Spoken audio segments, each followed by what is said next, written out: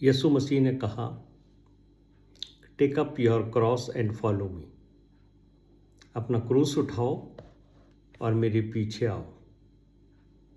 ये बात यीशु मसीह ने अपने चेलों से कही और मुझसे और आपसे भी यही कहते हैं।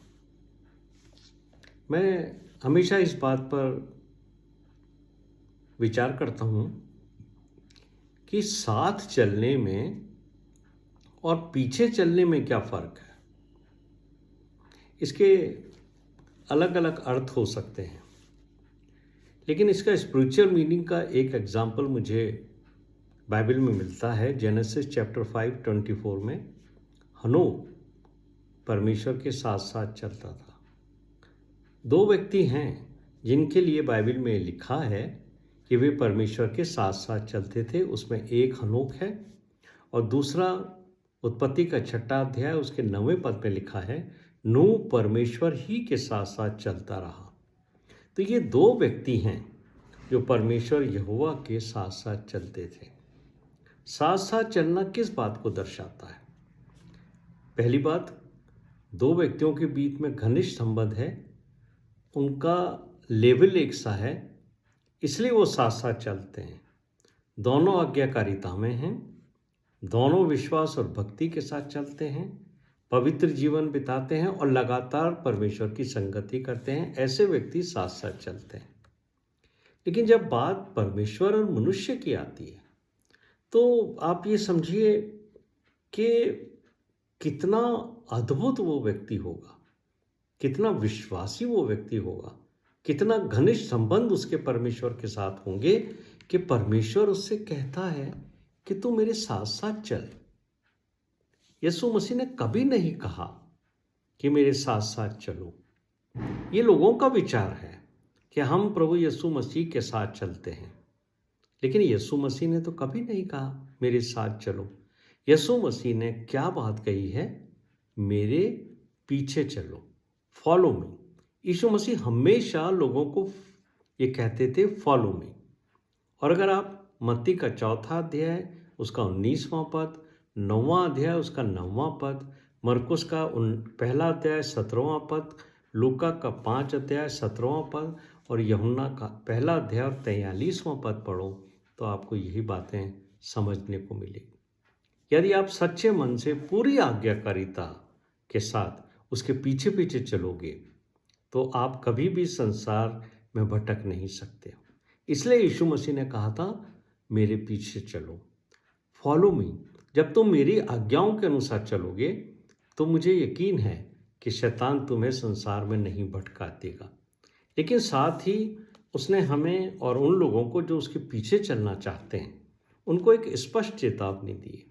कई बार हम ये सोचते हैं कि हाँ, हम यीशु मसीह के पीछे चल रहे हैं, लेकिन यीशु मसीह ने एक बात कही थी, if any of you wants to be my followers, यानी यदि तुम मेरे पीछे चलना चाहते हो, मुझे फॉलो करना चाहते हो। ये बात यीशु मसीह ने स्पष्ट कर दी कि मेरे पीछे चलने वाले जो हैं उनको मेरे पीछे चलने की कीमत चुकानी पड़ेगी। यानी मेरे पीछे चलना इतना आसान नहीं है, उसकी कीमत तुम्हें देनी पड़ेगी। उस समय के लोगों के लिए यही नहीं था ये संदेश, आज के विश्वासियों के लिए भी है। मत्ती के 16वें अध्याय के 24वें पद में लिखा है, यदि कोई मेरे पीछे आना चाहे तो उसमें ये 3 मुख्य बातें होनी चाहिए। क्या होनी चाहिए? पहला, अपने आप से इनकार करे, दूसरा, अपना क्रूस उठाए और तीसरा, फिर मेरे पीछे हो ले। यानी अपने आप से इनकार करना। इसका अर्थ है अपनी सांसारिक इच्छाओं के लिए मर जाना, अपने घमंड और स्वार्थपूर्ण जीवन को छोड़ना, जो ये स्वार्थ करते हैं हम, है ना, अपना, मेरा, केवल मुझे मिले, ऐसे स्वार्थपूर्ण जीवन को छोड़ना जो दुनिया सिखाती है। दुनिया कहती है तुम्हारा जीवन है, अपनी मर्जी से जियो, लेकिन हमारा जीवन हमारा नहीं है। हमारा जीवन हमारा नहीं होकर हमारे परमेश्वर का है। दूसरों की बातों की परवाह मत करो। लोग कहते हैं, संसार के लोग तो यही कहेंगे, अपना लाइफ है, अपने आप जियो, दूसरों की परवाह मत करो। लेकिन यीशु मसीह क्या सिखाते हैं? अपने आप से इनकार करो और परमेश्वर से कहो, मेरी नहीं पर तेरी इच्छा पूरी हो। यीशु मसीह का चेला बनने का अर्थ है अपने जीवन को परमेश्वर के नियंत्रण में दे देना। क्या हम अपने आराम के लिए अपनी इच्छाओं को परमेश्वर को सौंप सकते हैं? क्या हम अपना आराम छोड़ सकते हैं संसार का? क्या हम अपनी इच्छाओं को छोड़ सकते हैं? यदि हम यीशु मसीह के पीछे चलना चाहते हैं तो सच में हमें यीशु मसीह के आज्ञाओं के अनुसार ही चलना पड़ेगा। और जो बात यीशु मसीह कहते हैं अपना क्रूस उठाओ, ये तो एकदम बड़ी अद्भुत बात है। यीशु मसीह के ज़माने में क्रूस की जो सज़ा थी वो बहुत ही दर्दनाक सज़ा थी और ये मृत्यु का प्रतीक था। और ये उस व्यक्ति को दी जाती थी जिसने समाज के प्रति, शासन के प्रति, परमेश्वर के प्रति कोई बहुत गंभीर अपराध किया हो कि उसको मृत्युदंड दिया जाए। और उस ज़माने में जब कोई व्यक्ति क्रूस लेकर गांव के बीच में से निकलता था तो लोग जान लेते थे कि इसने एक ऐसा अपराध किया है जो क्षमा करने के योग्य नहीं है। और सब लोग, जब वो व्यक्ति क्रूस उठा के जाता था तो बहुत सारे लोग उसके ऊपर कमेंट्स करते थे, बहुत सारे लोग उसको गाली देते थे, बुरा भला कहते थे, क्योंकि लोगों को लगता था कि इसने एक ऐसा अपराध किया है जो क्षमा के लायक नहीं, इसलिए इसे ये सजा दी रही है। यानी ये वन वे होता था, एक बार आपने क्रूस उठा लिया तो फिर आप लौट नहीं सकते थे, नो रिटर्न। यानी आप मृत्यु के लिए जा रहे हो। तो हमारे लिए क्रूस उठाने का भी यही मतलब है कि यदि हमने यीशु मसीह के नाम से क्रूस उठा लिया, हम कहते हैं हम भी अपना क्रूस उठा के चलते हैं, तो याद रखिए कि मुझे और आपको सताए जाने के लिए तैयार रहना है, बुरा भला सुनने के लिए तैयार रहना है, गालियां खाने के लिए तैयार रहना है, पिटने के लिए तैयार रहना है। यीशु मसीह ने क्या कहा था? इन्होंने मुझे सताया है, ये तुम्हें भी सताएंगे।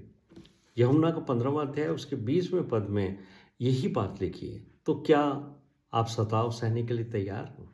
आज चारों तरफ सताव की बात होती है, परसिक्यूशन की बात होती है, लेकिन एक विश्वासी को, एक मसीही को इस बात पर बहुत ही ध्यान से गौर करना चाहिए।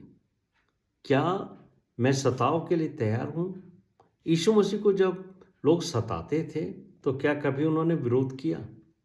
आज चारों ओर सताव के प्रति विरोध ही विरोध देखने को मिलता है, लेकिन हम यीशु मसीह के फॉलोअर्स हैं। जब आप ये कहते हो मैं यीशु मसीह के पीछे चलता हूँ, तो यीशु मसीह को भी सताया गया, शैतान ने उसकी परीक्षा ली, तो यीशु मसीह ने कभी नहीं कहा कि मेरी परीक्षा मत ले, बल्कि शैतान ने तो उसके जीवन भर उसकी परीक्षाएं ली। मेरे प्रिय भाइयों और बहनों, मुझे और आपको यीशु मसीह की जैसा जीवन व्यतीत करना है, इसलिए हम उसके पीछे चल रहे हैं। तो यीशु मसीह ने कभी अपने सताव का प्रति उत्तर नहीं दिया।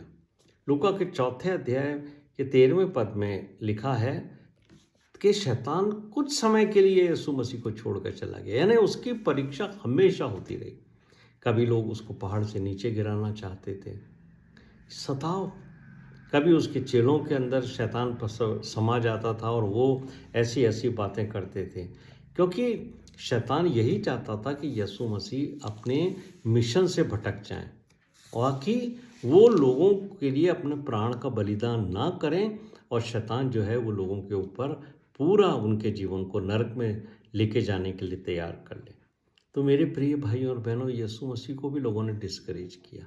यदि आपको लोग डिस्करेज करते हैं तो याद रखिए कि ये पहली बार आपके साथ ही नहीं हो रहा है, लेकिन यीशु मसीह तो किसी वजह से डिसहार्टन नहीं हुए। उन्होंने के पास एक ही मिशन था, मैं अपने पिता की आज्ञाओं को पूरा करने के लिए संसार में आया हूँ। मेरे प्रिय भाइयों और बहनों, जब लोग आपको मसीही जानकर सताएं, यही सवाल मेरा है आपके सामने, तब आप क्या करोगे? क्या आप भी लोगों के जैसे उन पर आरोप लगाओगे? लोग तो आपके ऊपर इसलिए आरोप लगाते हैं कि प्रभु यीशु मसीह की शिक्षाओं के अनुसार आप चल रहे हैं। आप क्या करते हो? आपका प्रत्युत्तर कैसा होता है? आपका व्यवहार क्या होता है? जब आप पर आरोप लगाया जाए तब आप कैसा व्यवहार करते हो, इससे प्रदर्शित होगा कि क्या आप यीशु मसीह के पीछे चलते हो या आप भी एक संसारिक हो। यीशु मसीह के ऊपर जब आरोप लगाए जाते थे वो चुप्पी साध लेते थे। मत्ती के 27वें अध्याय के 12-14 पद में देखिए, बहुत सारे लोग यीशु मसीह पर आरोप लगा रहे हैं पिलातुस के सामने, यीशु मसीह चुप है। पिलातुस ने भी बहुत से सवाल किए, लेकिन यीशु मसीह ने सब सवालों के जवाब नहीं दिए, बल्कि कई बार वो चुप्पी साध गए। तो प्रभु यीशु मसीह ने स्पष्ट तौर से कहा था कि लोग तुम्हें पकड़ेंगे, हाकिमों के सामने लेके जाएंगे, लेकिन इस बात से घबराना मत, क्योंकि तुम्हें उसी समय बताया जाएगा कि तुम्हें क्या बोलना है। तो जब तक पवित्र आत्मा आपको ना बताए, ना समझाए, ना बोलने की अनुमति दे, तब तक चुप रहें, क्योंकि जब पवित्र आत्मा आपके शरीर को कंट्रोल करेगा तो वो अधिकारियों के सामने, न्यायाधिकारियों के सामने, लोगों के सामने पवित्र आत्मा आपसे बात करेगी। और जब यीशु मसीह कहते हैं हर दिन अपना क्रूस उठाओ, यानी सच्चाई के लिए हर दिन दुख उठाने को तैयार रहो। क्रूस उठाना समर्पण का प्रतीक है। जैसे यीशु मसीह ने कष्ट उठाकर क्रूस उठाया, पिता की आज्ञाओं को पूरा किया। मत्ती के 16वें अध्याय 21-22 पद में यही बात है। यीशु मसीह ने अपने चेलों को भी बता दिया था पहले से कि परमेश्वर की इच्छा है कि मैं दुख उठाऊं, और परमेश्वर चाहते हैं कि मैं मार भी डाला जाऊं। तो यदि मैं और आप चाहते हैं कि हम यीशु मसीह के जैसे बने, तो हमें भी दुख उठाने, यहाँ तक कि अपने प्राणों को भी त्याग देने के लिए, निछावर कर देने के लिए, बलिदान करने के लिए तैयार रहना है। मेरे और आपके लिए यीशु मसीह के इन शब्दों का क्या अर्थ है? परमेश्वर ने जो आपके लिए योजना बनाई है आपके जीवन में पूरी होगी। यदि आप यीशु के चेले हैं तो सत्य पर चलोगे, और सत्य हमेशा सताया जाता है। यदि आप संसार के साथ चलोगे, सांसारिक लोगों की तरह सोचोगे कि हम पर दुख क्यों आएगा। बहुत सारे मसीही सोचते हैं कि हमारे पे दुख क्यों आएगा, हैं? हम पे तो दुख आना नहीं चाहिए, हम तो प्रभु के चेले हैं, प्रभु हमें बचा लेगा, समस्याओं से, परेशानियों से बचा लेगा। ये शैतान का एक छलावा है। प्रभु विश्वासियों को ऊपर परीक्षाएं आएंगी और शैतान ही लेके आएगा, लेकिन दूसरी तरफ से वो आपको ये भी समझाना चाहता है कि प्रभु आपके साथ नहीं है, इसलिए समस्याएं आ रही है। लेकिन मेरे प्रिय भाइयों और बहनों, यीशु मसीह के ऊपर भी समस्याएं आई, जबकि परमेश्वर पिता उनके साथ था, तो आपके ऊपर भी आएंगी। दुख इंसान को पसंद नहीं, इसलिए पतरस ने भी यीशु मसीह से कहा था कि परमेश्वर ना करे कि तुझ पर ये दुख आए। जब यीशु मसीह ने कहा मैं अपने पकड़वाया जाऊंगा, मेरे ऊपर आरोप लगेंगे, मुझे क्रूस पर चढ़ा दिया जाएगा, मुझे मृत्यु देखनी पड़ेगी, तो शैतान ने तुरंत पतरस को पकड़ लिया और पतरस के मुंह से उसने ये बात कहलवा दी। पतरस को तो लगा मैं बहुत अच्छी बात कह रहा हूँ, हे प्रभु तेरे ऊपर कभी भी ऐसा नहीं हो। लेकिन क्या ये बात परमेश्वर की योजना के अनुसार थी? इसलिए यीशु मसीह ने पतरस को नहीं झड़कड़ा था, बल्कि जो शैतान उसके अंदर समा गया था उसको कहा, हे शैतान मुझसे दूर हो जा। पतरस उनका प्रिय चेला था, उसको नहीं, उसके अंदर शैतान ने प्रवेश करके यीशु मसीह से जो बात कही थी कि परमेश्वर ना करे कि तुझ पर कभी ऐसा हो, ये उसको उस मिशन से भटकाने वाली बात थी। इसलिए परमेश्वर पुत्र प्रभु यीशु मसीह ने जान लिया कि ये बात पतरस नहीं कह रहा है, बल्कि पतरस के अंदर शैतान समा गया और शैतान पतरस के द्वारा ये बात कह रहा है। इसलिए यीशु मसीह ने कहा, हे शैतान मुझसे दूर हो। और फिर पतरस से उन्होंने क्या कहा, तो परमेश्वर की जैसे नहीं पर मनुष्य की जैसी बातें करता है। अरे मैं जिस मिशन के लिए आया हूं, क्या वो मिशन पूरा ना करूं? क्या मैं अपने प्राणों का निछावर ना करूं? मुझे बलिदान देना है, मुझे रक्त बहाना है, ताकि संसार के सारे पापी जो हैं वो बचाए जा सकें। तो मेरे प्रिय भाइयों और बहनों, जब पतरस ने परमेश्वर की योजना की विपरीत बोला, वो सोचने लगा कि मनुष्यों की बातें तो हमें अच्छी लगती हैं।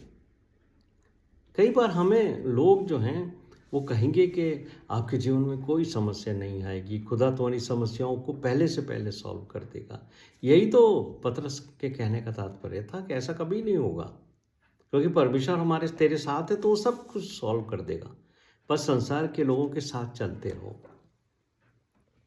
लेकिन मेरे प्रिय भाइयों और बहनों, यदि मैं और आप संसार के लोगों के साथ चलते रहे, अपने फायदे के लिए झूठ भी बोलते रहे, तो संसारिक लोग हमेशा, याद रखिए, मौत से डरते हैं। और अगर एक विश्वासी अगर मौत से डरता है तो वो प्रभु यीशु मसीह का चेला नहीं, क्योंकि पौलुस ने यही कहा है, मरना तो नफ़ा है भाई। यदि मैं मरूंगा तो प्रभु के साथ हमेशा रहूंगा, लेकिन अगर मैं जीवित रहूंगा तो लोगों के लिए आशीष का कारण होगा। इसलिए मौत से मत घबराइए, तकलीफ से मत डरिए, दुख से मत घबराइए, क्योंकि मृत्यु तो एक न एक दिन आने ही वाली है। मृत्यु से कोई नहीं बच सकेगा, लेकिन बिना परमेश्वर की इच्छा के वो आपके पास आ भी नहीं सकती। मृत्यु तो जब तक नहीं आएगी, क्योंकि जीवन और मृत्यु तो परमेश्वर के हाथ में है, बिना परमेश्वर की इच्छा के नहीं आएगी। तो यदि आप दुख आपके ऊपर आए और आपके जान को भी देने की बात आने लगे, तभी याद रखिए कि ये सब परमेश्वर के हाथ में है।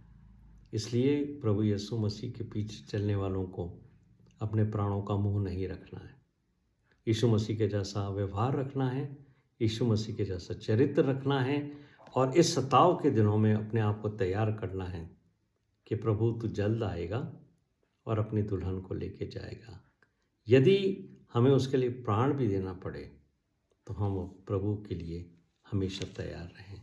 ना घबराएं संसार से, ना घबराएं सताव से, ना घबराएं जेल में जाने से, ना घबराएं पिटने से, क्योंकि पतरस और पौलुस ने यही कहा था, अरे हम तो इस लायक तो ठहरे कि उसके नाम से हमें पीटा गया है, हमने बैतें खाई हैं। धन्य है वो जिनको लोग जो हैं प्रभु यीशु मसीह की वजह से प्रताड़ित करें। सताव से मत घबराइए मेरे प्रिय भाइयों और बहनों। यीशु मसीह ने कहा है, जो अपना क्रूस उठाकर मेरे पीछे नहीं आता वो मेरे योग्य नहीं।